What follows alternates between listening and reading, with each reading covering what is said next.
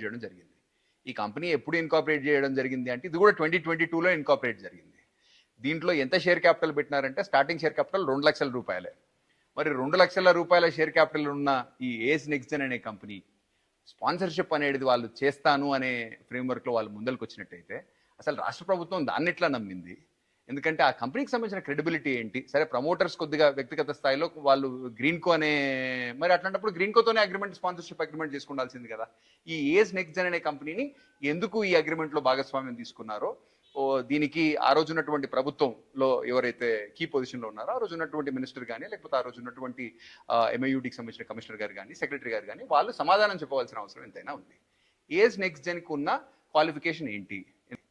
ఏస్ next జెన్కి ఉన్న qualification ఏంటి? ఎందుకంటే 2022లోనే ఆ కంపెనీని ఎస్టాబ్లిష్ చేయడం జరిగింది. కేవలం 2 లక్షల రూపాయల షేర్ క్యాపిటల్ ఉన్న సంస్థ ఈ రోజు కూడా పబ్లిక్ రికార్డ్స్లో 2 lakhs అనే చూపిస్తూ ఉందన్నమాట. అది మరి అట్లాంటి సంస్థని స్పాన్సర్గా పెట్టి, స్పాన్సర్ అంటేనే దాని అర్థం ఏంది? వాళ్ళు డబ్బులు పెట్టుబడి పెట్టాలా దీని మీద. మరి వాళ్ళకి ఏం కేపబిలిటీ ఉంది? కొత్తగా పెట్టిన కంపెనీ కాబట్టి వాళ్ళకి ఎందుకు ఇచ్చారు? ఇచ్చేతుంటే గ్రీన్ కౌకి ఇచ్చి ఉండాల్సింది. ఎందుకంటే ఆ కంపెనీ కొద్ది పరిపతి ఉంది, లండన్ ఏం మార్కెట్లో లిస్ట్ అయింది కాబట్టి ఆ కంపెనీని పెడితే పెట్టి ఉండొచ్చు కాక